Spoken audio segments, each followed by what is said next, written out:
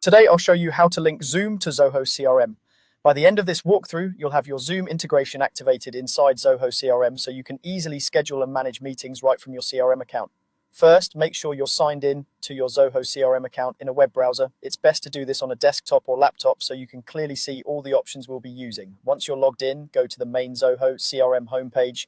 This is usually where you see your leads, deals, or dashboard. From here, look toward the top right corner of the screen for the gear icon. This gear icon is your settings menu, and it's where Zoho keeps all of the configuration options and integrations. Go ahead and click the gear icon. If you don't see it immediately, try maximizing your window or closing any pop-ups so the top navigation is fully visible.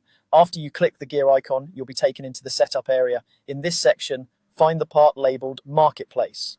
The Marketplace is where Zoho lists all the apps and extensions you can connect to your CRM, including Zoom. Inside Marketplace, click on the option that says All. This makes sure you're looking at the full catalog of available integrations rather than a filtered view. Once you're on the All page in Marketplace, you'll see a search bar usually near the top. In that search bar, type Zoom. Be sure to spell it correctly so the integration shows up right away. After a moment, you should see Zoom appear in the search results as an app or extension that can be installed into Zoho CRM. When you see Zoom in the list, click on it. This will open the Zoom integration details page. Here, you can usually see a short description of what the integration does, some screenshots, and any permissions it might need. It's a good idea to glance through this information so you understand how Zoom and Zoho CRM will work together, especially if you're managing data or dealing with a team. On this Zoom integration page, look for the button that says Activate. This is the key step that actually turns on the connection between Zoom and Zoho CRM. Go ahead and click Activate. Depending on your account, you may be prompted to sign in to Zoom or authorize access. If that happens, simply sign in with your Zoom account and follow the prompts to allow Zoho CRM to connect.